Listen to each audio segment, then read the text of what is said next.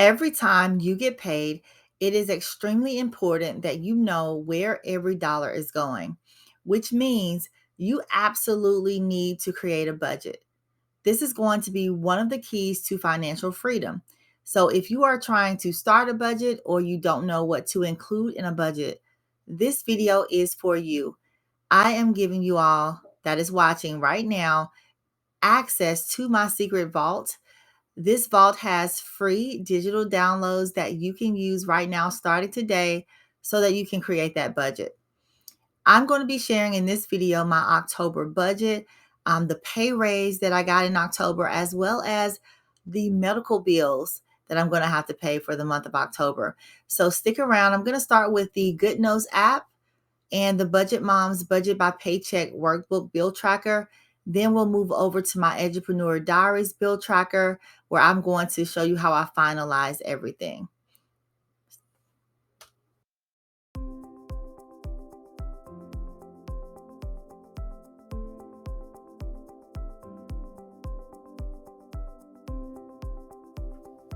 Hello, everyone. I'm Kimberly. If you are a subscriber, welcome back.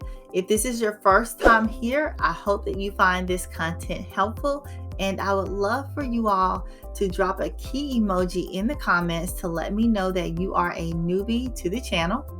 On this channel, we talk about ways to unlock your financial freedom by incorporating planning, productivity, and personal finance into your daily routine to level up your life so that you can live the life that you deserve. Let's start by talking about some of the things that you may want to consider in your budget for October. Of course, we have Halloween, so if this is a holiday that you celebrate, then set some money aside to purchase candy, costumes for your child. Also, weddings. Maybe you have a wedding to go to in the month of October, which is a beautiful month down here in South Georgia as far as weather. Anniversaries are things that you may want to consider, birthdays, and as well as general gifts for family and friends. Now, one of the things that I absolutely am regretting right now is not having a medical sinking fund. So I recently had to have surgery in the month of October, my first surgery ever, and I'm 42 years old, and I didn't have a sinking fund. So now I'm finding myself having to kind of backtrack to save for these medical bills. So I will keep you guys posted on my medical bills over the next couple of months, and I'll tell you what I'm doing to save. Okay, so we're going to get started. We are looking at the Budget Mom's Budget by Paycheck Workbook. This is her digital download that I use when I'm drafting out my paycheck tracker every single month. And I'm also using Good Notes on my iPad for this, okay? So we're going to zoom in just a little bit, and we're going to go ahead and get started. I'm going to show you guys exactly what I'm making and what's coming out of my paycheck every single month. So let's start with the income. So I got a pay raise this month of about $275. So this looks a little different than last month. So my net income is $4,776.38. I also have my cushion. Remember, I don't calculate my cushion when I'm doing my budget, but I always have a cushion because if something goes over, like my electricity, my water, something like that, any one of my variable expenses, then I can use my cushion to cover that. And then at the end of the month, I can replenish the cushion using some of my extra income. Okay, so that's how I do that. We're going to scroll down here to my bills, starting with my tithes, $470. So this is increased, right? Since my income increased, then my tithes increased. So $470 a month. My rent, $995. Remember, this went up back in February. Spotify, $15.99 a month, and this is a family plan. My son uses it, I use it. I think I can add up to 5 people.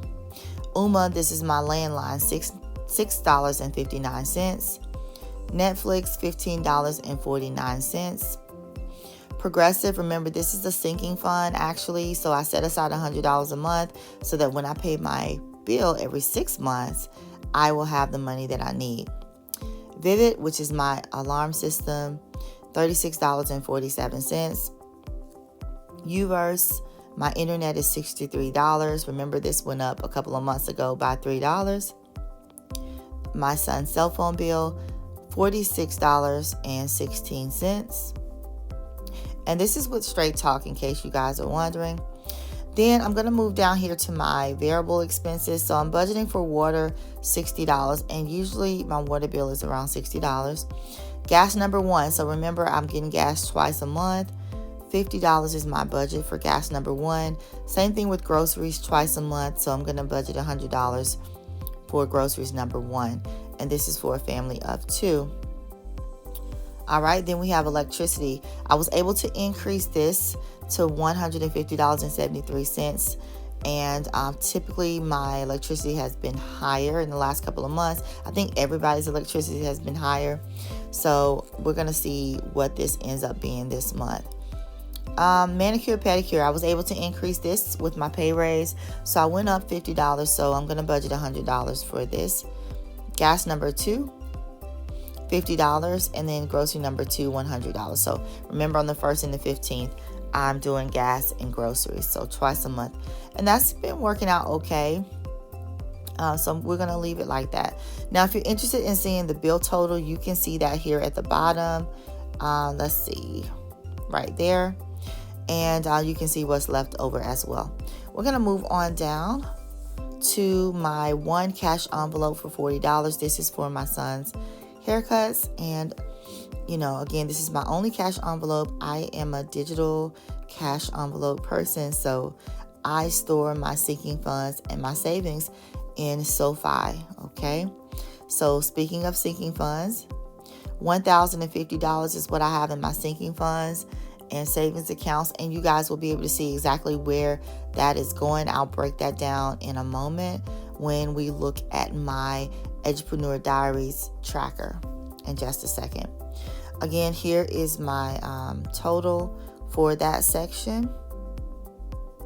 Moving on down to debt. So for debt, we have Mohila. So my student loans have been transferred to Mohila. We are still on a payment pause, so that's $0 for this month. My Kia Telluride, $551.95 for the month. Remember, I have a plan to get this paid off. I'm thinking March, May. That's the goal. So we'll see how that works out. I'm super excited that I'm even able to be able to even consider paying this car off that soon. So we'll see what happens. I'll keep you guys updated on that. So there's the total for my debt. So I am back in debt, but don't plan on being in debt for too long. And I'm not talking about my student loans, just talking about other debt other than student loans. All right, then we have my investment account, $775. I think I was able to add a little bit more to my investments this month as well with my pay raise. And again, you can see the total. Let's see here. We'll put that in green. There we go. So this is a zero-based budget, you guys. This is a zero-based budget, and there you have it. This is how I am budgeting for the month of October with my pay raise. So now let's go ahead and take a look at my Edupreneur Diaries tracker, and I'm going to break down those sinking funds and savings and investment accounts. So I'm going to zoom in so you guys can see my tracker. Notice this is for October 2022. Here's my income, which, remember, I got a slight pay raise, and I always have that cushion in my bank account. So my fixed expenses, and I just went through this, so I won't spend too much time here, but here you can see the expenses, the date that they are due, and the amount. And all I do is check it off every time it hits my account. Remember, everything is going to my credit card, and then I'm paying off the credit card. I typically make a payment once a week on the credit card. So my bill total for the month of October is here. Moving on down to variable expenses, my water bill, gas, groceries, electricity, manicure, pedicure. Those are the types of things that you will see. This is my budgeted amount, and then when the actual amount comes through, I put it in the far right column, and of course the date everything is due. So you can see the bill total for this section as well. Moving on up, my debt. Remember, I just have my car. Still grateful that I'm not having to pay student loans right now. But remember, my student loans did switch over to Mohila.